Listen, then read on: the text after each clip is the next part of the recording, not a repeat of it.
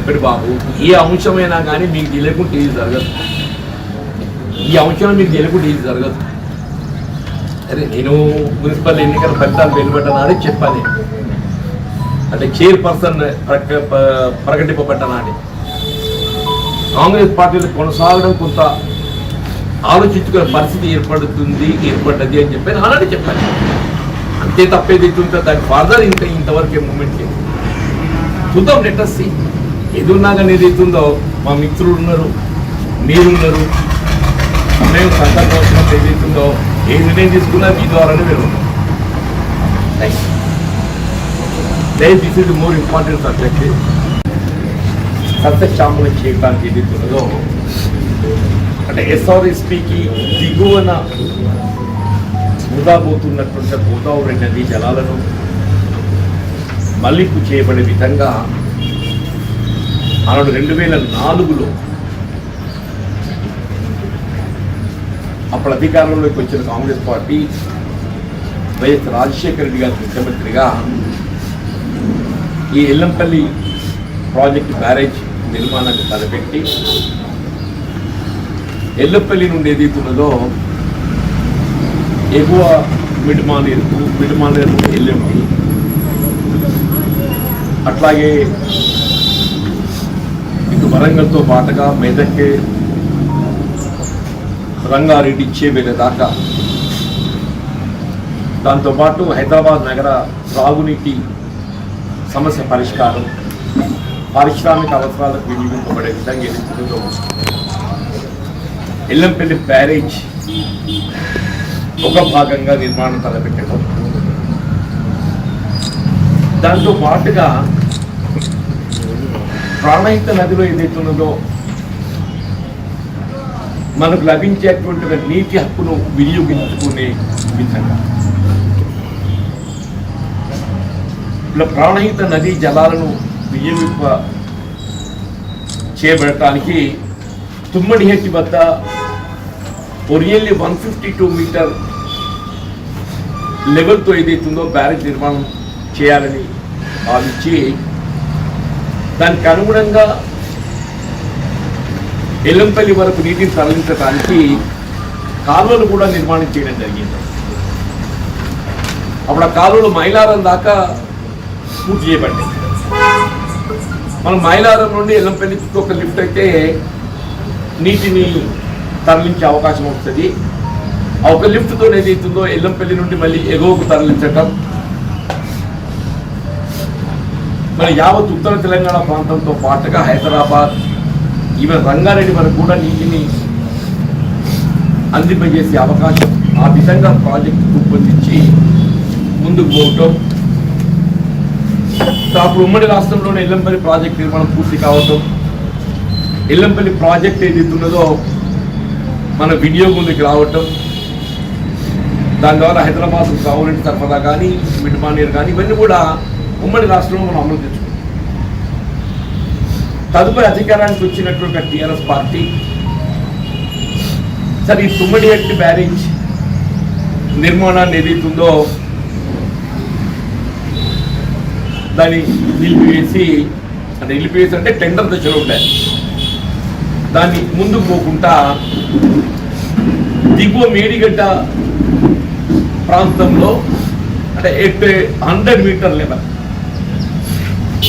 Barrage నిర్మాణం చేసి మేడిగడ్డకి వెళ్ళి అన్నారంకి వెళ్ళి సుందిల్లా, సుందెల్లికి వెళ్ళి ఎల్లంపల్లి 3 లిఫ్ట్లతో ఏదైతుందో అంటే ఇంటెన్షన్ మైట్ బి దిగువకు వస్తే ఎక్కువ నీరు లభిస్తుందని చెప్పని కారణాలు ఏమైనా కానీ తుమ్మడిహెట్టి బ్యారేజ్ నిర్మాణం అది అప్పుడు ఇక టెండర్ దశలోనే అటు మహారాష్ట్ర ప్రభుత్వం ఏదైతుందో 152 మీటర్తో నిర్మాణం చేయాలని చెప్పి భావించినా కానీ మహారాష్ట్ర ప్రభుత్వం సహకరించకపోవటం, ఆడ 148 మీటర్ అని చెప్పని తుమ్మడిహెట్టి వద్ద ఒప్పందం చేసుకోవటం, మేడిగడ్డ నిర్మాణంతో ఏదైతున్నదో ఈ మేడిగడ్డ, అన్నారం, సుందిల్లా, ఎల్లంపల్లి నీటికి తరలించి సరే మల్లన్న సాగర్ వరకు నీటి తరలింపుతో ఏదైతుందో మనం సరే ప్రభుత్వం ఏదైనా కానీ అది వినియోగంలోకి తీసుకురావడానికి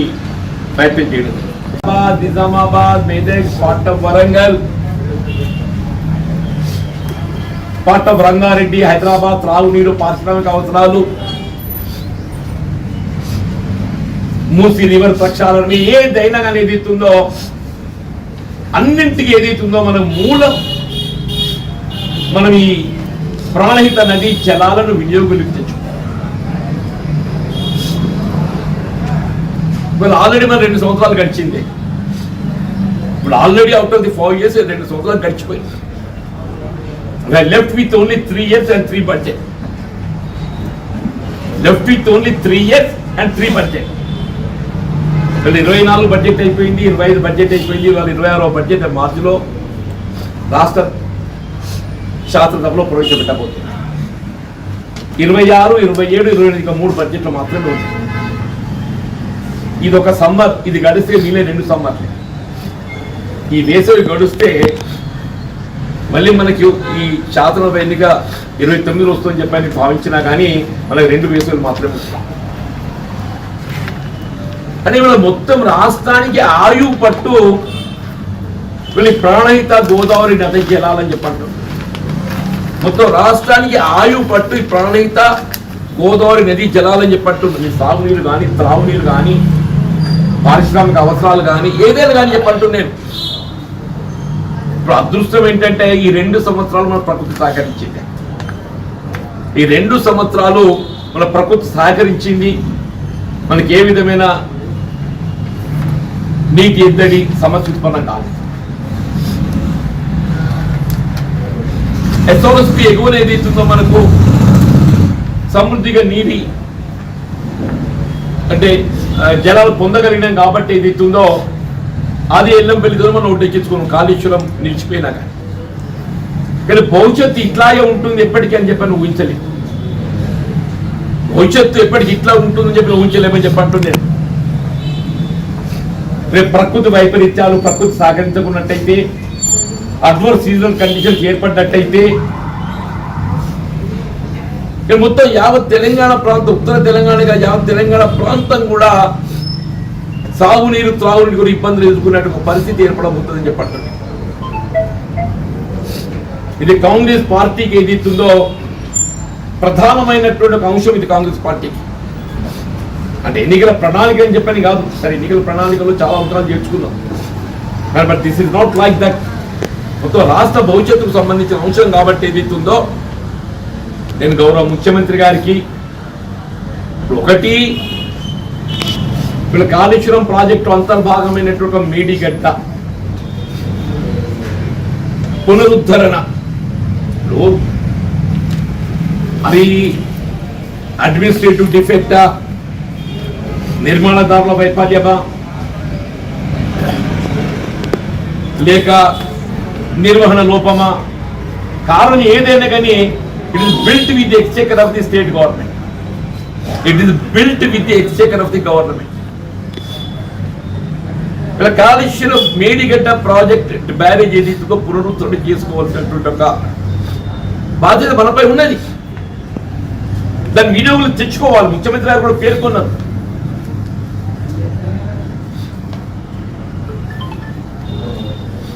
అట్లా అన్నారం సుందీలు కూడా ఏమన్నా లీకేజ్ ఉన్నట్టయితే వాటిని కూడా అరేంజ్ చేసుకోవాలి.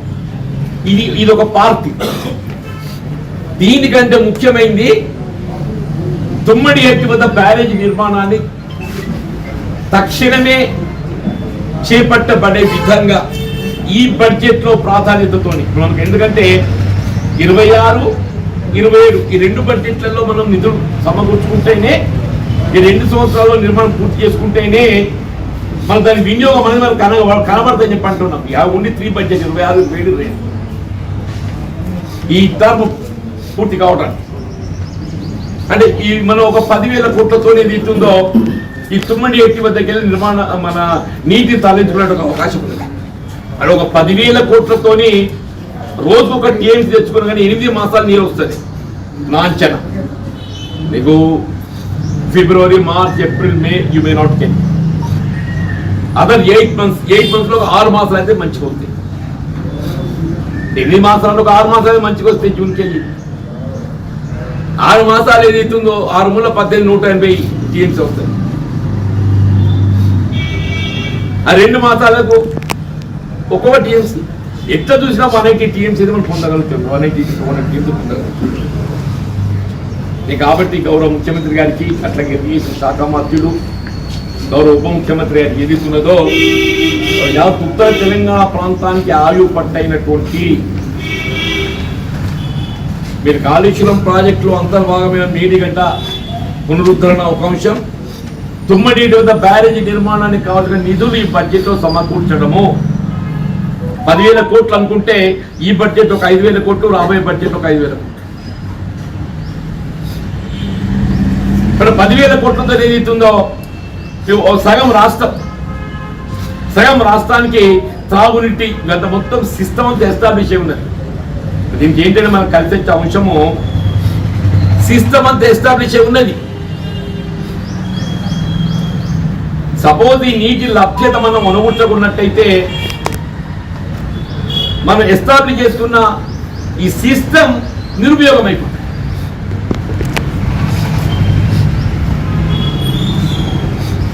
రాష్ట్ర ప్రభుత్వం గౌరవ ముఖ్యమంత్రి గారు ఇవాళ ఈ కాళేశ్వరం అంతర్భాగమైనటువంటి మేడిగడ్డ పునరుద్ధరణ దాన్ని ఏ విధంగా వినియోగులు తీసుకురావటము, అట్లా ఏదైతున్నదో ఈ తుమ్మడి వద్ద బ్యారేజీ నిర్మాణంతో అది 148 మీటర్ అయినప్పటికీ కూడా మనం ఏ మేరకు నీటిని పొందగలుగుతాము. మనకు అష్యూర్డ్ వాటర్ ఒకటి, అష్యూర్డ్ వాటర్ ఎప్పటికీ అదనంగా వస్తాయి. అష్యూర్డ్ వాటర్ కంటే అదనంగా వస్తాయి. కాబట్టి నా అంచనా 200 టీఎంసీ ఈజీగా వచ్చే అవకాశం ఉంటుంది. సరే ఏదైనా కానీ ఒక లిఫ్ట్తో మనము ఎల్లంపై నీరు పొందే అవకాశం ఉన్నాక one has to give preference for it. ఈ బడ్జెట్లో తుమ్మడి ఎట్టి బ్యారేజ్ నిర్మాణానికి ఒక 5,000 కోట్లు అట్లా పెట్టేస్తే మరి టెండర్ ప్రక్రియ, డిజైన్స్, అంచనాలు ఇవన్నీ కూడా ఉన్నాయి. అవన్నీ కూడా సత్వరం చేపట్టబడగలిగినట్టయితే మరి ఈ సమ్మర్లో ఫౌండేషన్ చేయగలుగుతామా లేక గోఫర్ ఫర్దరా ఏదో మనకు కూడా 2 డేస్ ఉంటుంది సమ్మర్ 27-28. కాబట్టి ఈ బడ్జెట్లో ప్రాధాన్యత ఇచ్చి ఈ తుమ్మడి గట్టి బ్యారేజ్ నిర్మాణానికి కావాల్సిన నిధులు సమకూర్చి ఉత్తర తెలంగాణ ప్రాంతంతో పాటుగా తెలంగాణ రాష్ట్రం రాజధాని హైదరాబాద్ నగరం తాహార్తి సాగునీటి సమస్య, పారిశ్రామిక అవసరాలు, మూసి ప్రక్షాళన అన్నింటికి ఇదే ఆయుపడు. దీని ప్రాధాన్యత నిధులు కేటాయింపు చేయాలని చెప్పని నేను గౌరవ ముఖ్యమంత్రి తెలియజేస్తాను. ఎందుకంటే నాకు తుమ్మడి ఎట్టి ఈజ్ మై అక్కడ మొదటికి వెళ్ళి కూడా ఈ అంశం మీద for the last 10 years you might be observing every time తుమ్మడి యొక్క ప్రాధాన్యత నేను ఎప్పుడు ప్రభుత్వ దృష్టి, ఆనాడు బీఆర్ఎస్ ప్రభుత్వ దృష్టికే కానీ నేను శాస్త్ర మండలిలో ఈవెన్ కాంగ్రెస్ ప్రభుత్వం ఏర్పడ్డ తర్వాత కూడా కాంగ్రెస్ పార్టీ ప్రభుత్వం ఏర్పడ్డ తర్వాత కూడా నేను ఈ అంశాన్ని ప్రభుత్వ దృష్టికి తీసుకున్నాను. దీనిపై ప్రత్యేకమైన దృష్టి కేంద్రీకరించి బడ్జెట్లో నిధులు ప్రాధాన్యతతో సమకూర్చాల్సి కనిపించింది.